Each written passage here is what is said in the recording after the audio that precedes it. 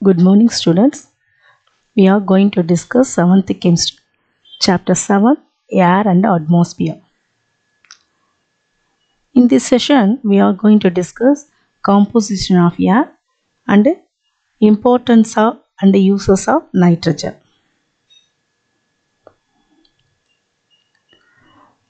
Before going to discuss the composition of air, we are going to recap our previous portions, that is the properties of air. In this video, we can recap our previous portions.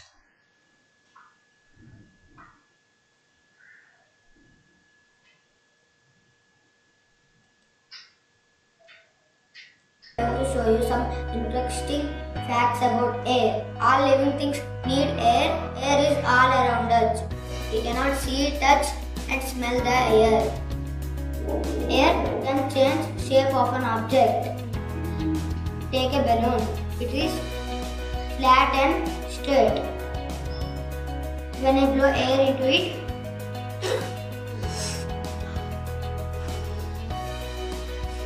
it will become round in shape. Next experiment is air occupies space. Things required for this activity is a bucket of water and now I am dipping the empty bottle into the water. There is no water in it.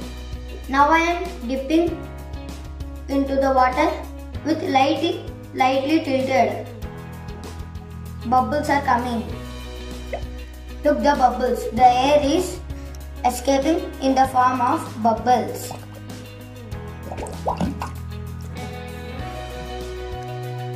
Now it is filled with water. My next experiment is air needs for burning.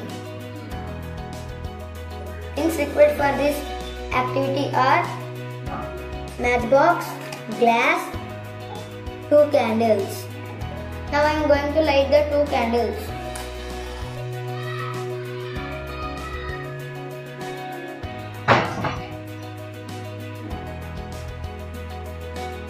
Now I am going to cover the candle with glass. After some time it goes off. See, this candle is still burning because air is around it.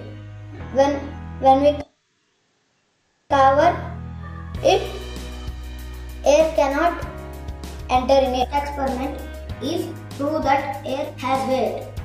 These experiments, we need 2 balloons tied with thread to the stick and a needle. These 2 balloons are already filled with air. Now I am going to pinch one balloon. Pinch the orange balloon. Look, my blue balloon goes down because air is inside the balloon, so that we can tell that air has weight. The experiment is that air can expand on heating. Things required to this experiment is glass bottle covered with balloon and hot water. Now I am placing the bottle in the hot water bowl. Observe for some time.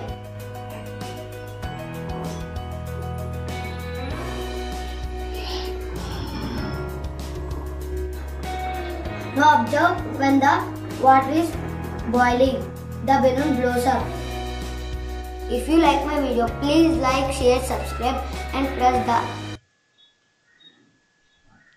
From this video, we can understand the properties of air. That is, air has mass, air occupies space, and air expand on heating, etc. This session, we are going to discuss composition of air. In olden days, people thought the air was just a single gas. But some experiments proved air is not a single gas, air is a mixture of many gases. The major component of air is nitrogen. Almost 4/5 of the nitrogen air is nitrogen gas, And then second major component of air is oxygen. About 1/5 of the air is oxygen gas. In addition, nitrogen and oxygen, carbon dioxide, water vapor and other gases, that is helium, the noble gases, helium, neon, xenon, that gases are occupied in air. And dust particles also occupy in air. So, the air is a mixture of gases, that is the composition of air is nitrogen, oxygen, carbon dioxide, water vapor and other gases, that is noble gases, etc. and then dust particles. In air, nitrogen, the percentage of nitrogen is 78 and oxygen has 21% in air. Carbon dioxide, water vapor and other gases, dust particles are occupy 1%. So the major portion of air is nitrogen. It has 78%. The composition of air is not always same. It is not exactly same in all places. So air is a mixture of many gases. It mostly consists of nitrogen. But the composition of air changes from place to place and season to season. That is, in coastal areas, the water vapor is more in ordinary area. Like that, the industrial cities have higher amount of carbon dioxide than other areas. And then in rainy season, the water vapor are more, like the compared to the summer season. That's like the windy season has the more dust particles compared to the other seasons. So the composition of air changes from place to place and season to season. For example, the amount of dust in the air is more in windy places than other areas. Now we prove that the air is a mixture of gases. Prove by one experiment. Take a container with 1/3 amount of water. Like that, in your home we have an ordinary plate and then one glass tumbler. So you take it the bowl plate, it fill with 1/3 amount of water. Add 1 tablespoon of caustic soda and place a short candle. Now light the candle and then cover the candle with a large glass jar. Now observe your experiment. The candle lights out after some time because the oxygen inside of the glass jar is very small quantity. It take the oxygen and burning, and then after it does not get the oxygen from the glass jar. So the candle use all oxygen to burning. So it use all oxygen. After that the candle does not burning. It light out. And then the water level also rises inside the glass jar. இதில் இருக்க oxygen ஃபுல்லாக அது use பண்ணுற வரைக்கும் இந்த candle burn ஆகும். Oxygen use ஆகி எல்லா ஆக்சிஜனையும் யூஸ் பண்ணிருச்சு அப்படின்னா அதுக்கு போதுமான அளவுக்கு ஆக்சிஜன் கிடைக்காத பொழுது இது என்ன ஆயிரும், கேண்டில் ஆஃப் ஆயிரும். And at the same time இங்கே இந்த வாட்டர் லெவல் என்ன ஆகும்னா கிளாஸ் ஜாரில் இன்க்ரீஸ் ஆகும். ஸோ எதனால் இது இன்க்ரீஸ் ஆணுச்சு, இந்த வாட்டர் லெவல் எதனால் இன்க்ரீஸ் ஆணுச்சு? So the air is a mixture of many gases, nitrogen, oxygen, carbon dioxide. So the candle வந்து கண்டினியூவாக பேர்ன் ஆகிட்டு இருக்கும் பொழுது அதுக்கு என்ன கிடச்சிருக்குன்னா ஆக்சிஜன் கிடைக்கிது. எப்போ அது ஆக்சிஜன் அதுக்கு கிடைக்கலையோ அப்போ அந்த கேண்டில் என்ன ஆகிடுது, ஆஃப் ஆகிடுது. அந்த வாட்டர் லெவல் வந்து ஏன் இன்க்ரீஸ் ஆகுது அப்படின்னா அந்த இதில் இருக்க கார்பன் டை ஆக்சைடை வந்து இதில் நம்ம எதை டிசால்வ் பண்ணியிருக்கோம், காஸ்டிக் சோடாவை. ஸோ இந்த காஸ்டிக் சோடா என்ன செய்யணும்னா அந்த கார்பன் டை ஆக்சைடு கேஸை அப்சார்ப் பண்ணிக்கும். ஸோ இப்போ ஏரில் ஆக்சிஜன் ஆக்சுவலாக இந்த கேண்டில் பேர்ன் ஆக ஆக ஆக்சிஜன் எடுத்துகிட்டு எதை ரிலீஸ் பண்ணுன்னா கார்பன் டை ஆக்சைடு கேஸை ரிலீஸ் பண்ணும். ஸோ இங்கே கார்பன் டை ஆக்சைடு இந்த கேண்டலும் ரிலீஸ் பண்ணுது, ஏர்லையும் இந்த கார்பன் டை ஆக்சைடு கேஸ் இருக்குது. ஸோ இந்த கார்பன் டை ஆக்சைடு கேஸ் ஃபுல்லாக இந்த காஸ்டிக் சோடா என்ன செஞ்சிடும்னா அப்சார்ப் பண்ணிடும். ஸோ இந்த இடத்துல இந்த ரிமைனிங் போர்ஷன் ஏரில் எது குறைவாக இருக்குது இடம் இதோட வேக்யூம் ஃபார்ம் ஆயிடுது. ஆக்சிஜனையும் யூஸ் ஆயிடுச்சு, கார்பன் டை ஆக்சைடும் அப்சார்ப் ஆகி காஸ்டிக் சோடாவால் அப்சார்ப் ஆயிடுச்சு. ஸோ இங்கே ஏரில் இந்த கிளாஸ் ஜாரில் ஏர் இருக்குன்னு நினைக்கிறோம்ல, அந்த ஏரில் இருக்க அந்த காம்போசிஷன் குறைஞ்சிருச்சு, ஆக்சிஜனும் குறைஞ்சிருச்சு போயிடுச்சு, கார்பன் டை ஆக்சைடையும் காஸ்டிக் சோடா அப்சார்ப் பண்ணிடுச்சு. ஸோ இந்த இடத்துல நைட்ரஜன் கேஸ் மட்டும்தான் இருக்குது. This nitrogen gas does not support to burn. இது என்ன செய்யாது, பேர்ன் பண்ணுறதுக்கு சப்போர்ட் பண்ணாது. ஸோ இங்கே ஒரு வேக்யூம் ஃபார்ம் ஆகும். அந்த வேக்யூமை இந்த கண்டெய்னருக்கு வாட்டர் என்ன செய்யுது, ரைஸ் ஆகி அந்த இடத்த ஆக்குப்பை பண்ணிக்குது. அதனால தான் இந்த கிளாஸ் ஜாரில் வாட்டர் ஆக்குப்பை ஆகுது. ஓகேவா? ஸோ நைட்ரஜன் கேஸ் சப்போர்ட் பண்ணாதனால தான் அது என்ன செஞ்சிருச்சு, அந்த கேண்டில் லைட் ஆஃப் ஆயிடுச்சு. ஓகேவா? ஸோ இதுலேருந்து நம்மளுக்கு என்ன தெரிஞ்சிச்சு, இந்த air is a mixture of gases. Okay, next we are going to discuss properties of nitrogen. Nitrogen is a colorless, tasteless and odorless gas. It is important for all living things. Why it is important for all living things? Nitrogen gas, all living things need nitrogen compounds for their growth. எல்லா living திங்ஸுக்குமே உயிர் வாழ்கிறதுக்கு, அது வளர்ச்சி அடைகிறதுக்கு என்ன தேவைன்னா nitrogen தேவை. பிளான்ஸுக்கும் தேவை, and then human பீயிங்ஸுக்கும் தேவை, அனிமல்ஸுக்கும் தேவை. ஓகேவா? ஸோ இந்த க்ரோத்துக்கு நல்லா இருக்கணும்னா நம்ம பிளான்ட் எதை எடுத்துக்குது, நைட்ரஜன் எடுத்துக்குது. நைட்ரஜன் எங்கேருந்து எடுத்துக்குது, ஏர்லேருந்து எடுத்துக்குது. ஏர்லேருந்து எப்படி சாயில்லையும் ஏர் இருக்குது, அண்ட் தென் அட்மாஸ்பியர்லேயும் ஏர் இருக்குது. So nitrogen is a inert கேஸ்ன்னு பார்த்தோம். ஸோ அதில் இருக்க அந்த கெமிக்கல் பாண்ட் எப்படி இருக்கும்னா இட் இஸ் ஸ்ட்ராங் ட்ரிபிள் பாண்டாக இருக்கும். டியூரிங் லைட்னிங் அப்போ என்ன செய்யும்னா அதில் இருக்க அந்த ஹை எனர்ஜி இந்த நைட்ரஜன் பாண்டை என்ன செஞ்சிடும், பிரேக் பண்ணிடும். பிரேக் பண்ணி நைட்ரஜன் ஆட்டம்ஸாக மாற்றிடும். இப்போ என்ன செய்யுது, நைட்ரஜன் சாயிலை ரீச் ஆகும் பொழுது ஏரில் இருக்க அட்மாஸ்பியரில் இருக்க ஏர் ஆக்சிஜனோடையும் சேர்ந்து ரியாக்ட் பண்ணி நைட்ரஜன் என்னவா மாறிடும், நைட்ரிக் ஆக்சைடாக மாறி சாயிலை ரீச் பண்ணும்.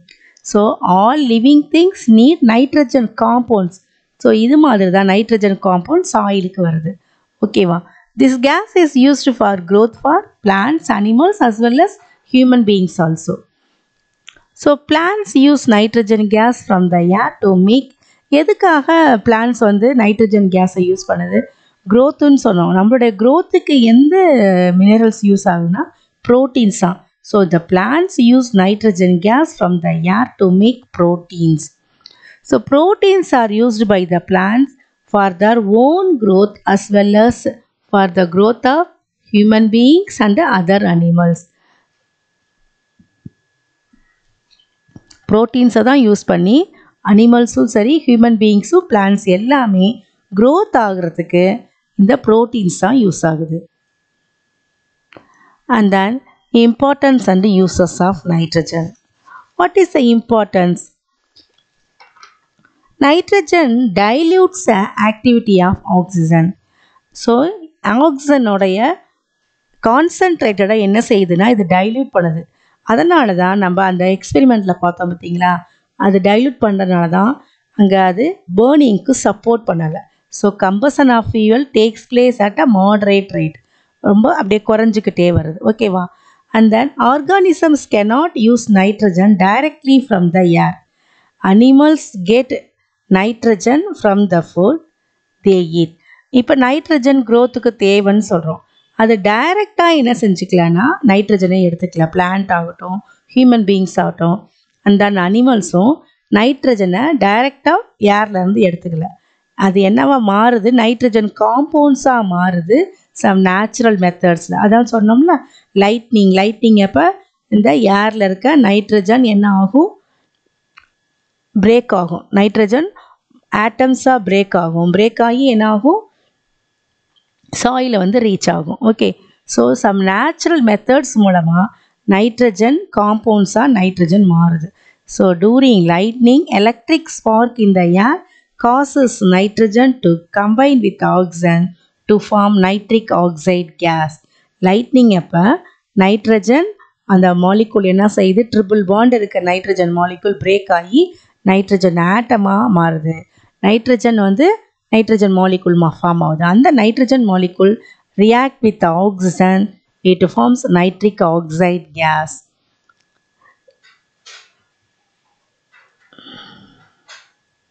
டூரிங் லைட்னிங் இது என்ன செய்யுது பாருங்கள், அட்மாஸ்பியரில் இருக்க அந்த நைட்ரஜன் பாண்டை என்ன ஆகிட்டே இருக்கும், பிரேக் ஆகிட்டே இருக்கும். பிரேக் ஆகி நைட்ரஜனாக ஆக்கி என்ன செய்யுது, சாயிலுக்கு கொண்டு வருது. ஸோ இது இடையிலேயே என்ன செய்யுது, அட்மாஸ்பியரில் இருக்க ஏரோட சேர்ந்தும் ரியாக்ட் பண்ணும். ஓகேவா, ரியாக்ட் பண்ணி ஏரும் நைட்ரஜன், ஏரில் இருக்க ஆக்சிஜனும் நைட்ரஜனும் சேர்ந்து நைட்ரிக் ஆக்சைடாக மாறுது.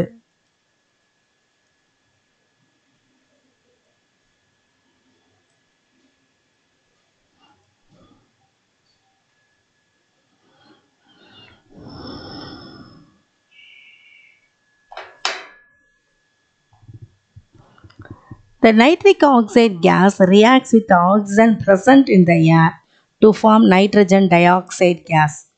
Nitric oxide gas reacts with an oxygen present in the air.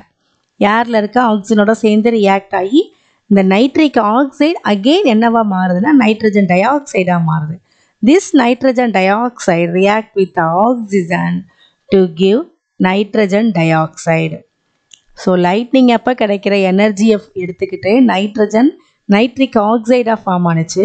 இப்போ இந்த நைட்ரிக் ஆக்சைடு வந்து ஏரில் இருக்க ஆக்சிஜனோட சேர்ந்து ரியாக்ட் பண்ணி நைட்ரஜன் டை ஆக்சைடை ஃபார்ம் பண்ணுது.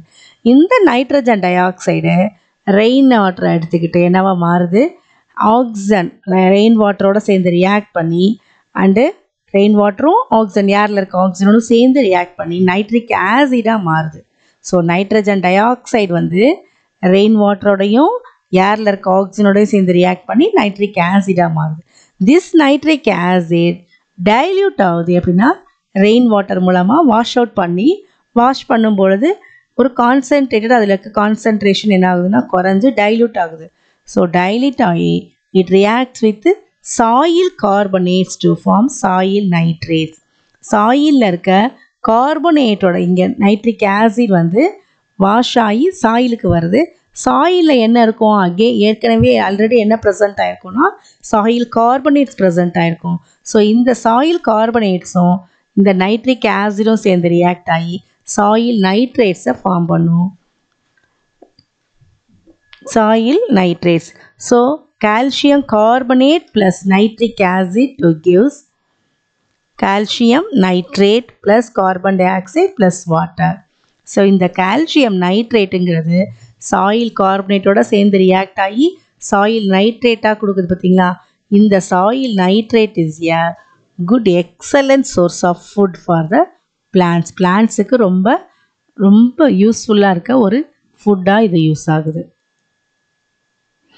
And then leguminous plants like peas, pulses and beans, nitrogen fixing bacteria are present in the root nodules. Leguminous plants அப்படின்னா அந்த நம்ம புரோட்டீன் சத்து உள்ளதுன்னு சாப்பிடுவோம் பார்த்தீங்களா, பாசிப்பயிறு தட்டைப்பயிறு அப்படின்னு சொல்லி. இந்த பல்சஸ்லலாம் என்ன இருக்குன்னா இந்த பல்சஸ் கிடைக்கிற பிளான்ட்ஸ் எல்லாமே நம்ம என்னன்னு சொல்லுவோம்னா லெகுமினஸ் பிளான்ட்ஸ்.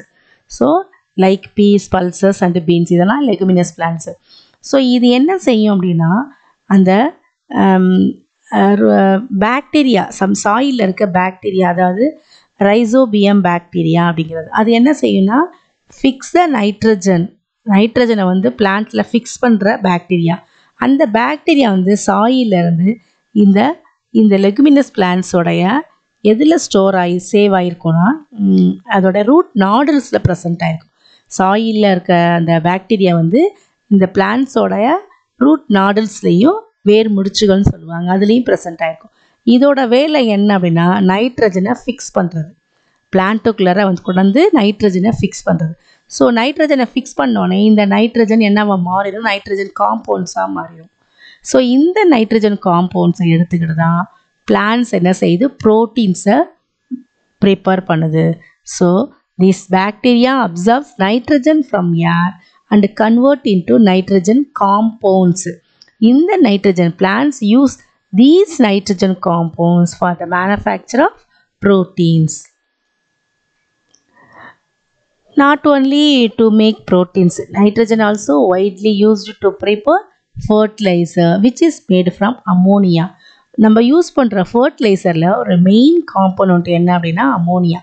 ஸோ இந்த அமோனியா ப்ரிப்பேர் பண்ணுறதுக்கு nitrogen is widely used. Nitrogen plus hydrogen gives ammonia.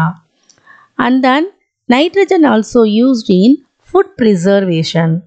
Nitrogen is an inert gas. Why nitrogen is used in food preservation means nitrogen is an inert gas. It is less reactive.